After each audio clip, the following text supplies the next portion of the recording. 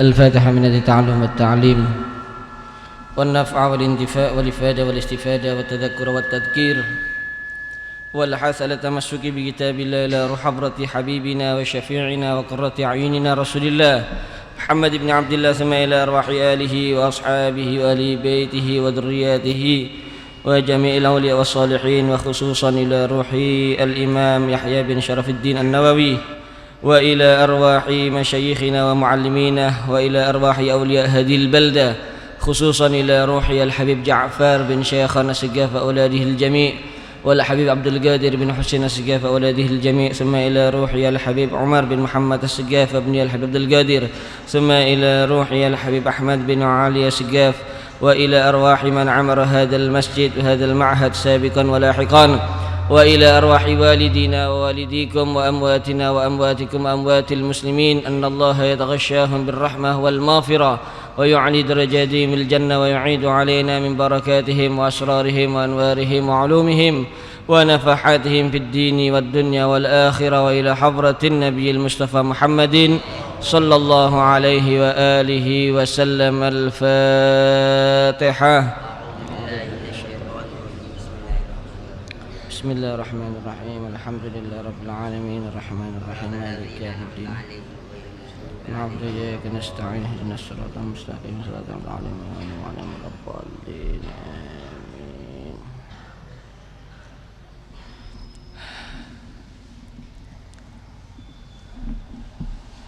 بسم الله الرحمن الرحيم. عن أبي رقية تميم بن أوس الداري رضي الله عنه أن النبي صلى الله عليه وسلم قال: الدين النصيحة. قلنا: لمن؟ قال: لله ولكتابه ولرسوله ولأئمة المسلمين وعامتهم. رواه مسلم. Assalamualaikum warahmatullahi wabarakatuh.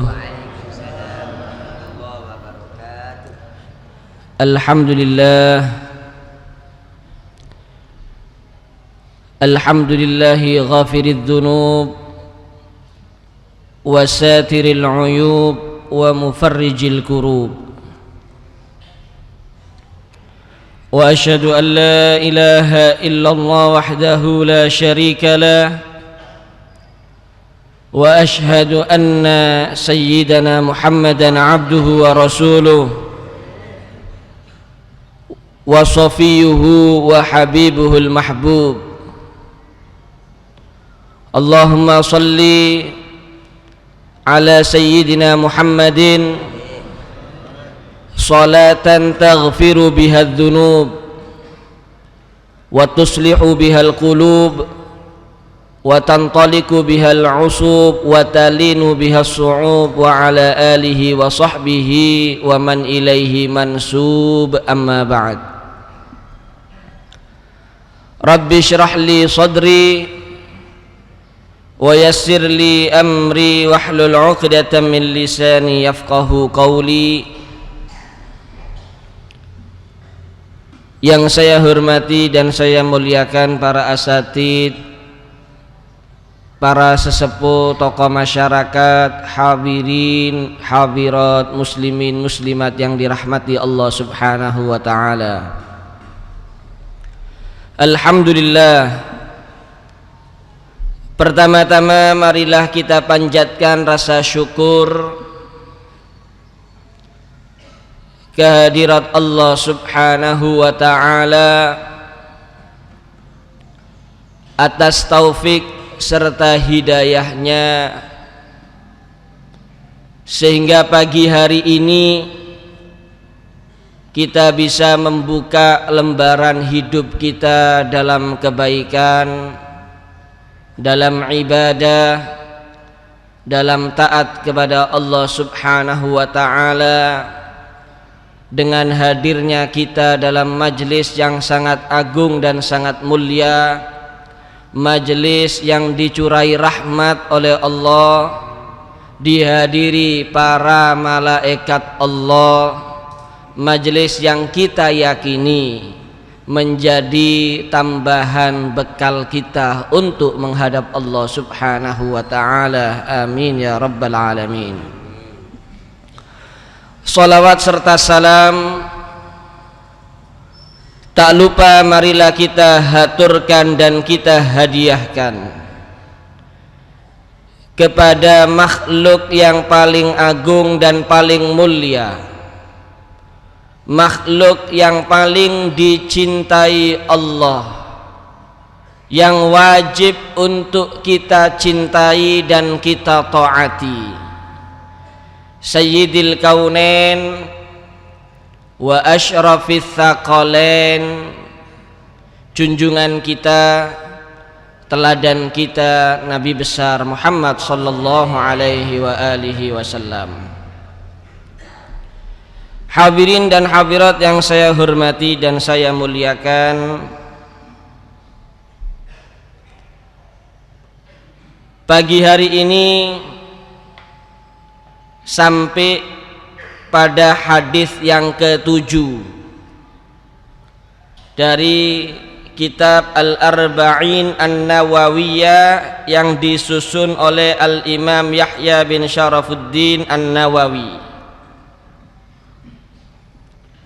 Dalam hadis ke-7 diriwayatkan oleh Abi Ruqayyah Tamim ibn Ausin Ad-Dari radhiyallahu an. Disebutkan bahwasanya perawi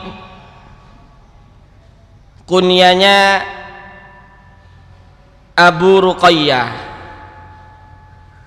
namanya Tamim bin Aus Ad-Dari radhiyallahu an. Beliau ini masuk Islam pada tahun ke-9 Hijriah. Dan beliau termasuk di antara sahabat Rasulullah SAW yang tersohor dan terkenal. Wa ghaza ma'a Rasulillah sallallahu alaihi wa alihi wasallam. Beliau ikut berperang bersama Rasulullah sallallahu alaihi wa alihi wasallam. Wa kana sahibu dinin wa kana sahiba dinin wa qiyamin wa qiraatin. Beliau ini adalah seorang sahabat yang betul-betul berpegang teguh dengan agama, dan beliau adalah sahabat yang ahli beribadah, khususnya dalam membaca Al-Quran.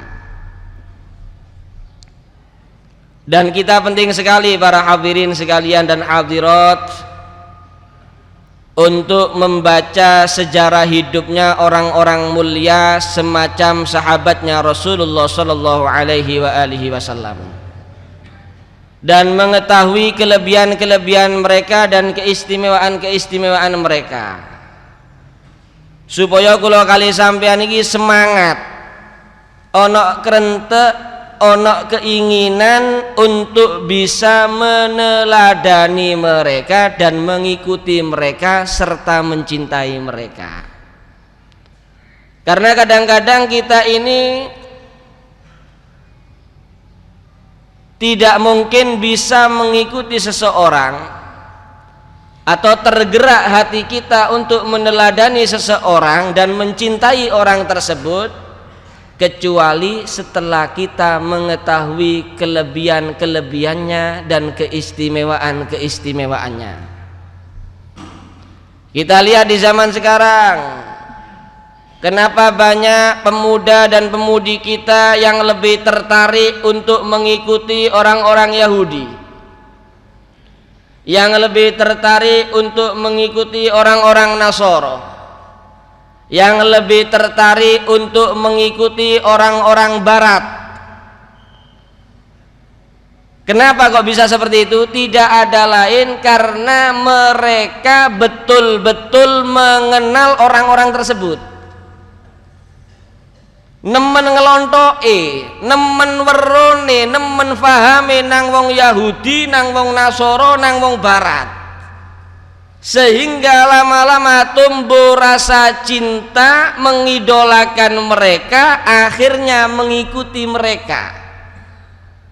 Hadis Kanjeng Nabi ndak direken wis. Kanjeng Nabi ngelingno man tasyabbaha biqaumin husyira ma'ahum. Siapa yang menyerupai satu kaum akan dibangkitkan bersama kaum tersebut nantinya di akhirat. Masih wong Islam, ummati Kanjeng Nabi ngaku cinta nang Kanjeng Nabi, tapi lek sing ditiru duduk Kanjeng Nabi, duduk sahabate Kanjeng Nabi, duduk wong-wong sing sae. Sing ditiru wong Yahudi, wong Nasara, wong Barat, orang yang tidak beriman kepada Allah dan Rasulnya, walaupun dia 1000 kali ngaku cinta kepada Rasulullah dan sahabatnya Rasulullah, ngaku cinta kepada para aulia wassolihin, maka kalau yang diteladani mereka nantinya dikhawatirkan di akhirat akan dibangkitkan bersama mereka. Pemuda dan pemudi kita, anak-anak kita banyak yang lebih mengenal mereka, sehingga akhirnya yang mereka teladani mereka. Oleh karena itu penting sekali para hadirin dan hadirat sekalian kita mempelajari sejarah hidupnya orang-orang yang baik, sejarah hidupnya orang-orang yang mengikuti Rasulullah sallallahu alaihi wasallam. Di antaranya sejarah hidupnya para sahabat Rasulullah sallallahu alaihi wasallam. Sahabat Tamim ibn Aus Ad-Dari ini ahli ibadah, khususnya dalam membaca Al-Quran beliau sangat luar biasa, sehingga disebutkan kana yakhtimul Quran fi rak'ah. Sahabat Tamim bin Aus Ad-Dari ini menghatamkan Al-Quran dalam 1 rakaat. Jadi sholati 2 rakaat, misalnya sholat sunnah rakaat pertama sak rakaat tidak iku wis khatam Quran. Karena memang orang baca Al-Quran ketika sholat itu fadilahnya sangat luar biasa. Al-Imam Ali bin Abi Thalib beliau menjelaskan man qara'al Qur'ana wa huwa qa'imun fis shalah kutiba lahu bi kulli harfin mi'atu hasanah. Lek kula kali sampean iki maca Quran dalam posisi berdiri ketika sholat, maka 1 hurufnya ditulis 100 kebaikan para hadirin. Oleh karena itu kalau bisa ketika kita sholat perbanyak itu Al-Quran. Kalau sholat sendiri, sholat sunnah, lek dadi imam ojo dawa-dawa. Dadi imam maca Al-Baqarah, maca Al-Imran, maca surat Maryam, maca Kahfi, semburat makmume para hadirin. Entek kari takmiri tok sih. Takmiri ditakoni kok sabar kon, kok telaten ngenteni sing tak waca dawa iya selak ngunci masjid. Ngenteni kate ngunci masjid takmiri. Kalau jadi imam memang dilarang oleh Rasulullah untuk terlalu panjang, yang pendek-pendek aja. Sing sedengah lek dadi imam supaya tidak menimbulkan fitnah, apalagi zaman seperti sekarang. Sahabat Mu'ad bin Jabal itu pernah diutus ke satu tempat oleh Rasulullah, dijadikan imam di masjid tersebut, ternyata yang dibaca panjang. Akhirnya ribut, ono sing wadul nang Kanjeng Nabi, ditegur niku sahabat Mu'ad. Afattanun anta ya Mu'ad, apakah kamu mau jadi tukang fitnah wahai Mu'ad? Kalau kamu jadi imam baca sabbih isma, hal ataka, wadduha. Kalau sholat sendiri qiyamul lail utawa sholat qobliyah, sholat ba'diyah, sholat sunnah dikerjakan sendiri yang panjang-panjang kalau bisa dibaca. Kenapa? Fadilahnya per hurufnya 100, lain dengan di luar sholat. Lek di njabane salat sampean maca Quran, lek duwe wudu sak hurufe selawe. Lek gak duwe wudu apalan sak hurufe 10. Kalau dalam salat 100. Kalau salatnya berdiri, kalau salatnya duduk 50. Kalau itu nggak ada udurnya, salat sunnah kan boleh, walaupun bisa berdiri boleh untuk duduk, tapi ojo dipraktekno. Oh enak ya oleh lungguh terus lek salat sunnah 50 lek lungguh, separone sing ngadeg. Kalau salat wajib nggak bisa, kalau masih mampu berdiri nggak boleh duduk, wajib untuk berdiri. Jadi kalau salat dalam posisi berdiri sendirian salat sunnah, kalau bisa yang dibaca itu yang panjang-panjang. Ojo istiqomah kul wallahu ahad tok. Bulet sembayang sunnah kul a'udzu birabbil falaq, kul a'udzu birabbin nas, kul wallahu ahad, inna a'toina. Subhanallah. Jadi kalau paling tidak kalau kita nggak bisa seperti mereka, kalau mereka sak rakaat tok hatam Quran. Sayyidina Utsman bin Affan rakaat pertama 15 juz, rakaat kedua 15. Wis lek kate niru para sahabat, niru wong-wong sing aulia was sholihin iki abot para hadirin, tapi paling tidak mirip. Titik-titik ono nyerempete, ono nirune, itu merupakan keberuntungan bagi kita. Illam takunu mislahum fatashabbahu innat tashabbuha bil kirami falahu.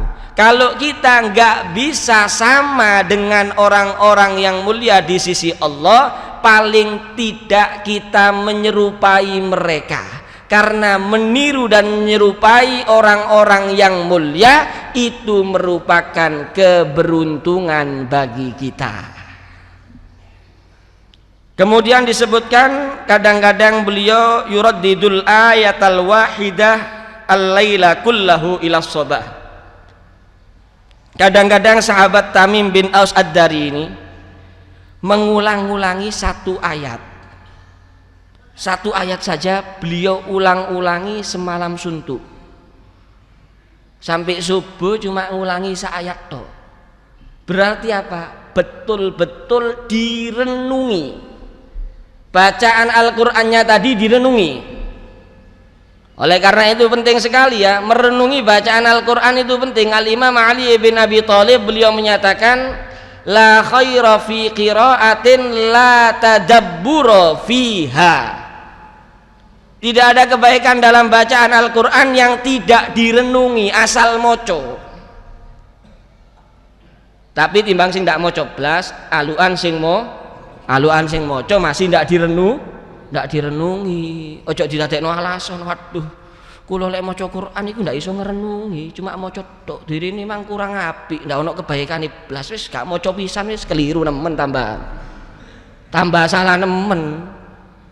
Berarti dua hal yang tidak dia laksanakan dari perintahnya Allah, anjurannya Allah. Macane ndak, ngrenungi yon ndak, yo alukan sing nglakoni situk sik an maca tok sik lumayan, sing luwih apik maca ambek direnungi, difahami kalau bisa apa yang dia baca itu daripada artinya, supaya betul-betul sempurna manfaatnya. Beliau sahabat Tamim bin Aus Ad-Dari pindah dari Madinah ke Syam setelah terbunuhnya Sayyidina Utsman ibn Affan.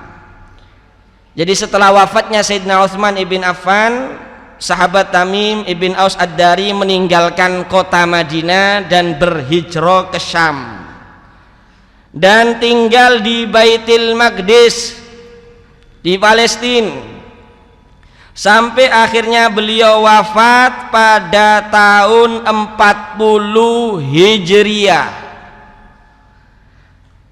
dan beliau meriwayatkan 18 hadis dari Rasulullah Sallallahu Alaihi Wasallam. Salah satu hadis yang beliau riwayatkan yaitu yang kita baca pada pagi hari ini. Isi hadis yang diriwayatkan oleh sahabat Tamim ibn Aus ad-Dari radhiyallahu an, anna nabiyya sallallahu alaihi wasallam qala, sesungguhnya Nabi sallallahu alaihi wa alihi wasallam beliau bersabda, ad-dinun nasihah, agama itu adalah nasihat. Qulna, kami berkata, yaitu para sahabat tanglet dumateng Kanjeng Nabi, para hadirin hadirat, liman, nasihat untuk siapa ya Rasulullah?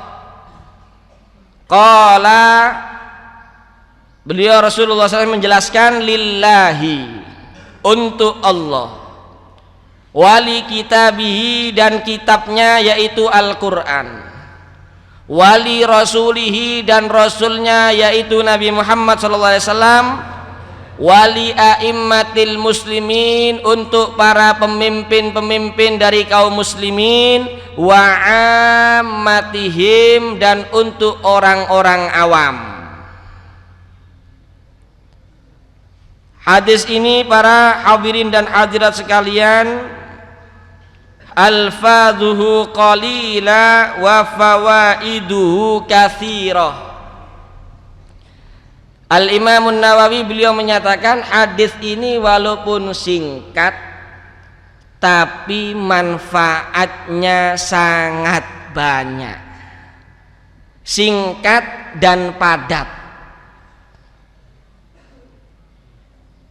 Yang pertama disebutkan agama ini nasihat untuk Allah. Ya Allah, maksudnya nasihat untuk Allah. Allah itu nggak perlu untuk dinasehati, dan nggak mungkin kita bisa menasehati Allah. Maka yang dimaksud bahwasannya agama itu adalah nasihat untuk Allah, yaitu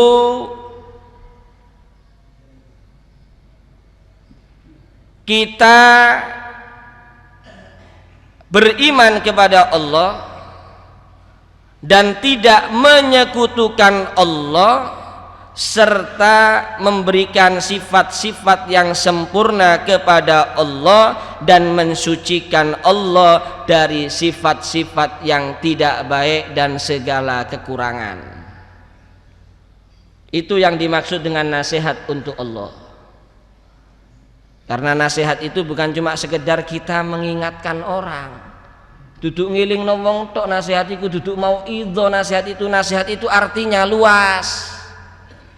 Kalau nasihat untuk Allah berarti bukan kita mengingatkan Allah, bukan kita menegur Allah. Duduk kula kali sampean ngajari Gusti Allah, ngilingno Gusti Allah, tapi artinya kita beriman kepada Allah. Kita tidak menyekutukan Allah. Kita mensifati Allah dengan sifat-sifat yang sempurna dan mensucikan Allah dari segala kekurangan. Itulah yang dimaksud nasihat untuk Allah. Yang kedua, wali rasulihi, nasihat kepada rasulnya Allah, yaitu kepada Nabi Muhammad. Ya, napa maksudnya nasihat dumateng Kanjeng Nabi? Napa kula kali sampean ngilingno Kanjeng Nabi, ngajari Kanjeng Nabi, negor Kanjeng Nabi? Bukan itu maksudnya. Kalau Rasulullah sudah dibimbing langsung oleh Allah, Rasulullah tidak memerlukan nasihat daripada umatnya. Yang dimaksud nasihat untuk Rasul adalah tasdiquhu ala risalah. Kita mempercayai dengan risalah yang beliau bawa. Wal imanu bi jami'i ma jaa'a bih, beriman dengan segala sesuatu yang datang dari Rasulullah, baik yang masuk di akal kita ataupun yang tidak masuk akal. Pokoknya wis teko Kanjeng Nabi, kula kali sampean wajib percaya, wajib yakin, wajib mantep, mboten angsal ragu-ragu.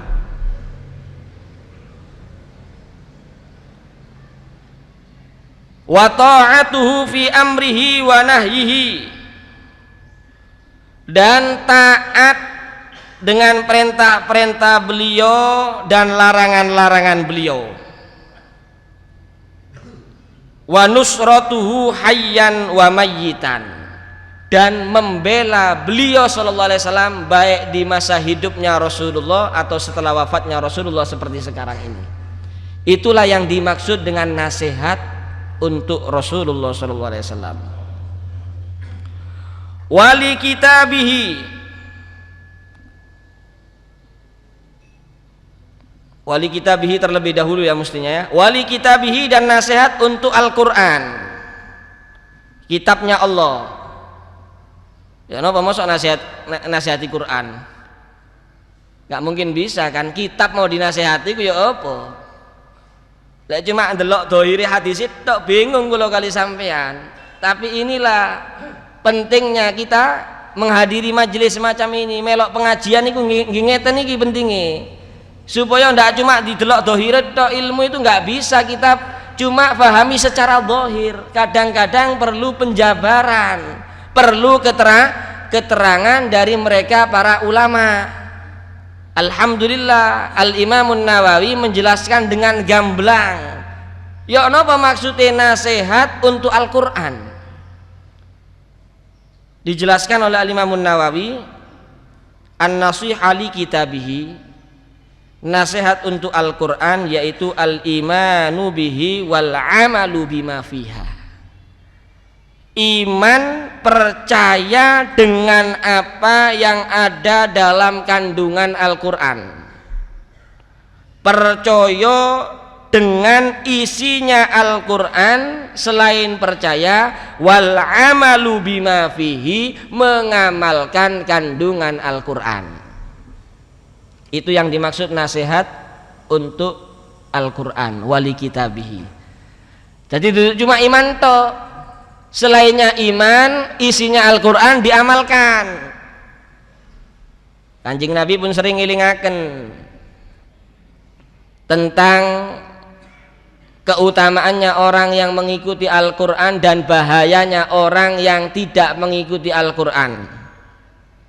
Kula kali sampean pun sering mirengaken dawuhe Kanjeng Nabi, man ja'alal Qur'ana amamahu qadahu ilal jannah wa man ja'alahu khalfa dhahrihi saqahu ilan nar.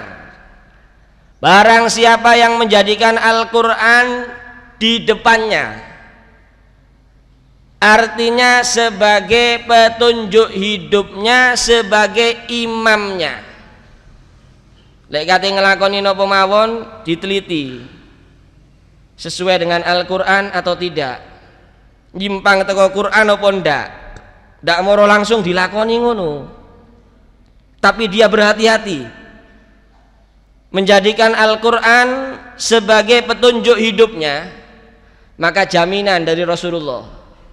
Jaminan dari siapa para hadirin? Janji dari siapa? Duduk teko caleg nih, teko Rasulullah. Lek sing janjeni caleg akeh mlesete sian, akeh gedabru, tapi yang ngono percaya wae wong Pasuruan iki, sampai dibelani perengut-perengutan, pelerok-pelerokan urusan caleg, urusan pemilu. Janjeni Kanjeng Nabi kurang direken kadang-kadang. Janji nih Kanjeng Nabi kurang yakin, kurang mantep kadang-kadang. Rasulullah berjanji, man ja'alal Qur'ana amamahu qadahu ilal jannah. Siapa saja yang menjadikan Al-Qur'an petunjuk hidupnya, dijamin kali Kanjeng Nabi, Qur'an bakal nuntun nang swarga, ngenterno nang swarga. Lek kepingin surga yaiku ikuti petunjuk Al-Qur'an. Wa man ja'alahu khalfa dhahri, barang siapa yang menjadikan Al-Qur'an di belakang punggungnya, cuma iman tok nang Qur'an, yakin lek Qur'an itu pedoman hidup, yakin lek Qur'an itu adalah mukjizatnya Rasulullah yang abadi, cuma yakin tok, iman tok, tapi ndak ngelakoni isine Qur'an, perintahane Qur'an ditinggalaken, larangane Qur'an sik diterjang, saqahu ilan nar. Quran engko di akhirat sing giring nang neraka. Jadi arti iman kepada Al-Quran itu artinya kita iman. Artinya nasihat untuk Al-Quran artinya kita iman kepada Al-Quran. Selain beriman, kita berusaha untuk mengamalkan kandungan dan isi Al-Quran. Yang keempat, yang pertama nasihat untuk Allah, yang kedua nasihat li kitabihi untuk Al-Quran, yang ketiga wali rasulihi untuk rasulnya yaitu Nabi Muhammad, wali a'immatil muslimin. Yang keempat, agama itu nasihat untuk para pemimpin kaum muslimin. Ya napa artinya nasihat untuk para pemimpin kaum muslimin? Yaitu kita membantu mereka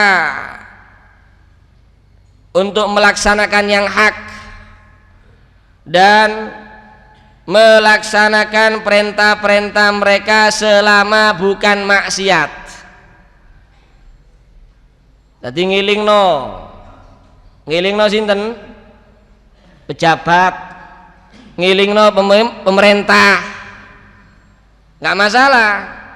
Waduh, gak dirungokno, gak direken, gak ono urusan. Kula kali sampeyan iku pokoke tugase nyampekno, urusan direken ndak direken itu Allah yang menentukan.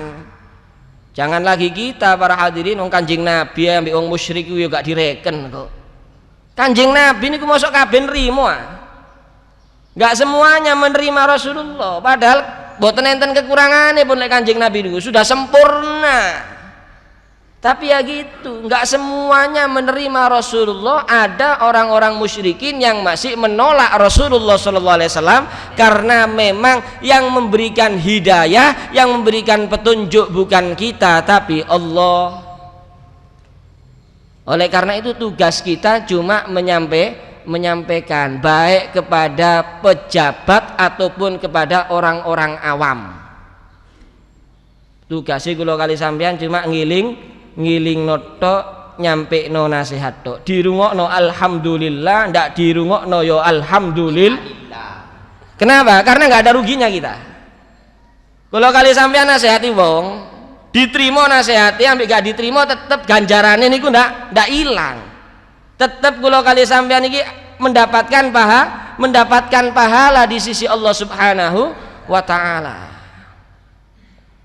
Yang terakhir nasihat untuk siapa?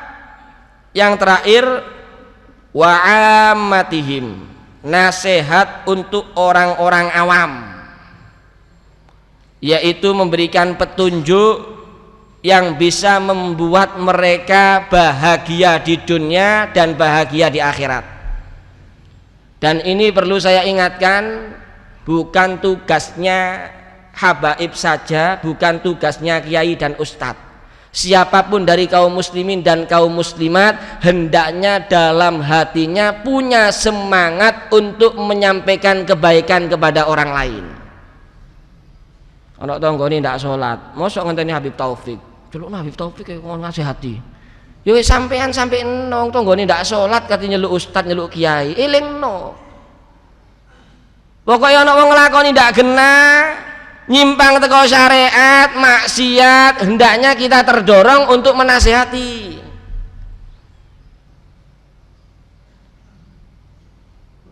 Hendaknya ketika kita melihat saudara-saudara kita yang dalam perbuatan dosa dan perbuatan maksiat, itu kita umpamakan mereka itu orang-orang yang dalam bahaya.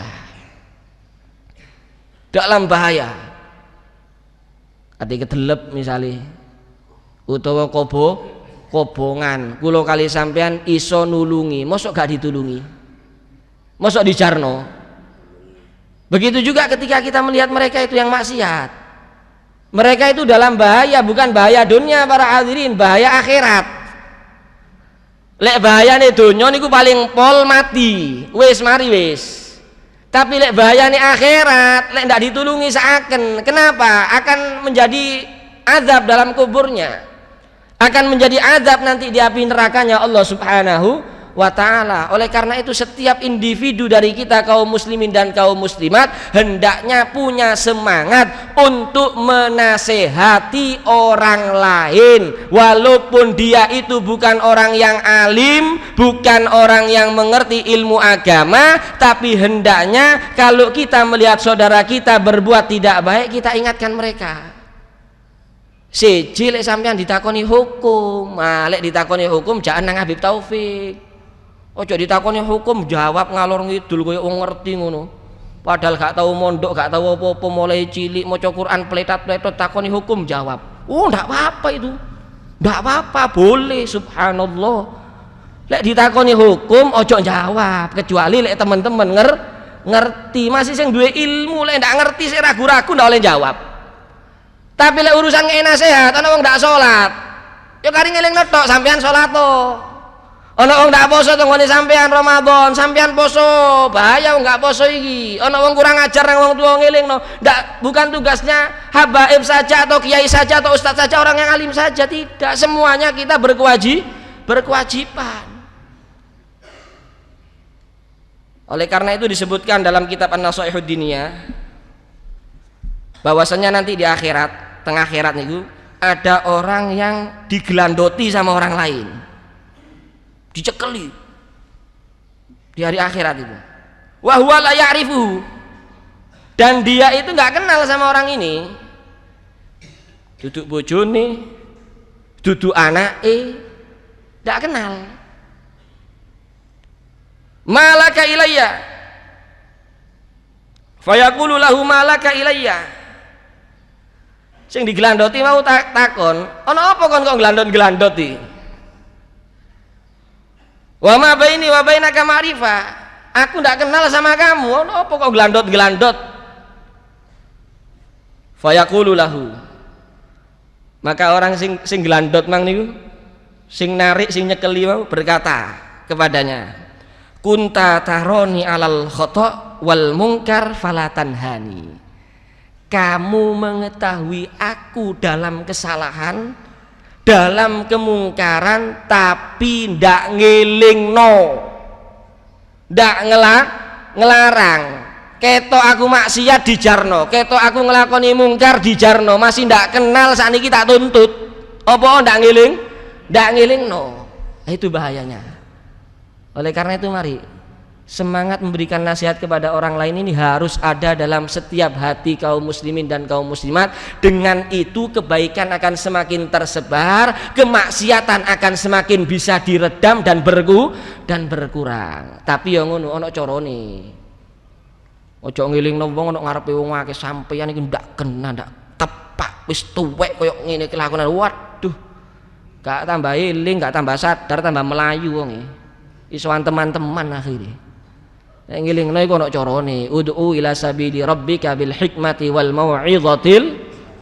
Kau lihat kereng-kereng, lemah lembut terlebih dahulu. Walau kunta faddan ghalidhal qalbi lam fabbu min haulik. Lek Kanjeng Nabi niku keras, masih Kanjeng Nabi ndak ono sing nyedek, melayu kabeh. Dengan lemah lembut, sing halus. Ojo dek ngarepe wong, celuken lek kate nasihati, empat mata. Lek kadek kacamata berarti enam mata ya, empat mata. Sing halus pelan-pelan. Kemudian yang ikhlas, kita berusaha untuk ikhlas. Kita niat nasihat yang kita sampaikan itu bukan kita tujukan kepada dia. Yang pertama kita tujukan kepada diri kita sendiri. Maka insya Allah dengan cara-cara yang baik itu akan diterima nasihat kita oleh saudara kita. Itu caranya dan adabnya orang memberikan nasihat. Lah sing dinasihati ya apa? Kalau kali sampean nek dinasihati wong, yo terima kasih. Ini juga yang sekarang ini kebanyakan umat Islam dinasehati duduk terima kasih malah ngamuk. Katin nrimo nasihat iku abot wong zaman sakniki. Lah ini jangan sampai kita berusaha kalau kita dinasehati, siapapun yang menasehati kita terima dengan lapang dada, kita ucapkan terima kasih karena orang yang menasehati kita itu berarti orang yang sangat menolong kita. Lek diumpamakno wong nasihati kula kali sampean niku koyo ngeten para hadirin. Ana kalajengking merambat misalnya. Ana sing nulungi nyelametno. Digepuk iku kalajengking sing kate nyokot kula kali sampean utawa ula. Dipateni kula nih, dislametno kula kali sampean ndak sampai kena entup kalajengking, ndak sampai kena cokot ula. Kira-kira ya napa? Apa yang kita sampaikan kepada orang yang telah menolong kita tadi? Apa ngamuk? Wah ning ngawur, ndak genah kon kalajengking kon pateni. Ula kon pateni, kurang ajar kon wis aja ngurusi aku, jarno aku dintup-tup sak karepku dhewe. Aku dicokot ula ya sak karepku dhewe, sing mati ya aku dhewe. Kira-kira genah apa ndak wong iki?